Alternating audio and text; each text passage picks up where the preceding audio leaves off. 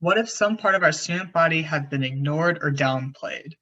Well, if we had done that for our LGBT students, it would be known as queer erasure, which is when you remove from record or when you downplay LGBT groups.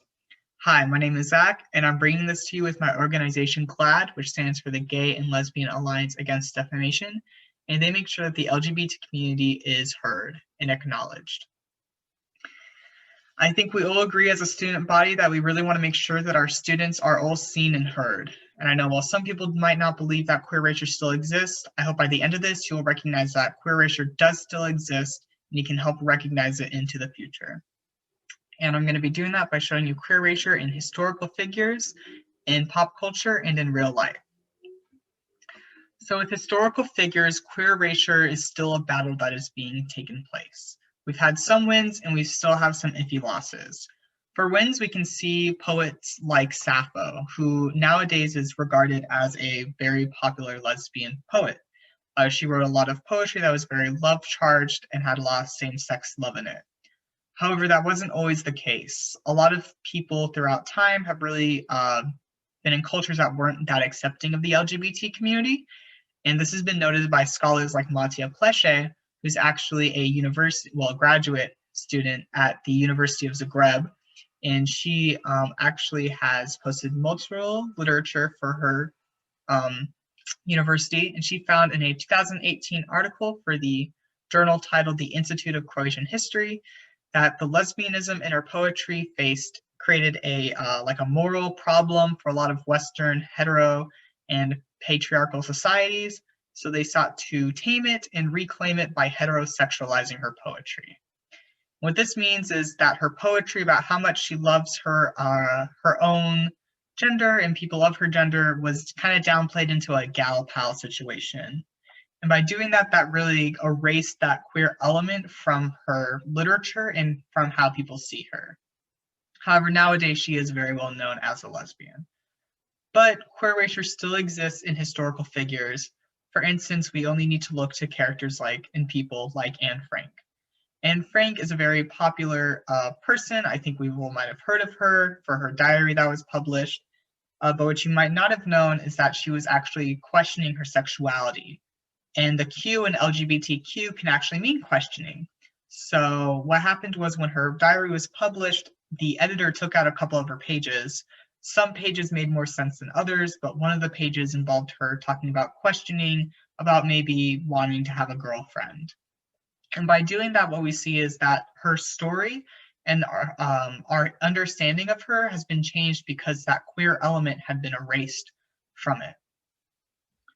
But we can also see queer erasure in our pop culture. A lot of comic books have a lot of LGBT characters that when they're adapted into film actually get taken out. For instance, we can see this in Black Panther.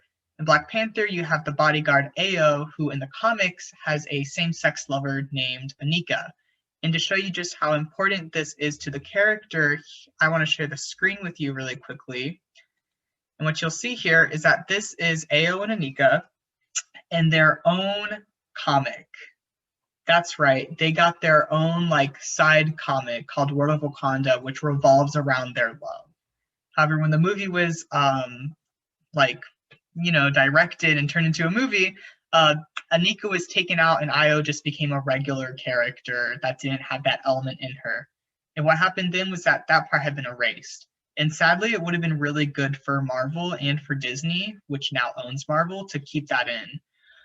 For instance, James Jackman is actually a author for, well, not an author, but a journalist for a lot of famous journals, like the Pink News, but also the Jewish Chronicle and the Times. And he found that this storyline had the potential to be more interesting than LaFaux's blink and you'll miss it same-sex stance. So it would have been really good not only for the franchise, but for the character to keep it in. But we can also see queer erasure in how our characters talk on screen. Glee was a very famous TV show, and there's a very famous character in it called Kurt, who's a gay man, but even he tries to erase queer sexuality when he said that bisexuals don't really exist. He mentioned it a lot in the TV show. One time he even said that bisexuality is a term that gay guys use to feel normal for a chance while holding hands with a girl. And this actually segues really well into the queer erasure that we can see in real life. One example being bi-erasure, which is a special kind of queer erasure that happens to the bisexual community. The bisexual community gets erased a lot, actually. You might hear people saying that bisexuality is like a transition sexuality, and they'll decide later if they're gay or straight. Or some people say, oh, they're not really bisexual, they're only doing it for attention. When people say stuff like that, they actually erase bisexuality as a true sexuality, and it causes a lot of harm for bisexual community. For instance, GLAAD even notes it on their website. If you didn't know, GLAAD actually is very well respected by other LGBT organizations like the Trevor Project and work with them a lot. And they said that despite the bisexual community making up the largest portion of the LGBT community, they face more stigma and discrimination than their lesbian and gay counterparts. But we can also see queer erasure in real life and how people themselves have to act. For instance, we only need to look for schools. Jason Mayernick is a professor at the University of North Georgia, and he found in a 2018 article under the journal Education Theory that there have been systematic efforts to limit, silence, and destroy LGBT voices in America's school.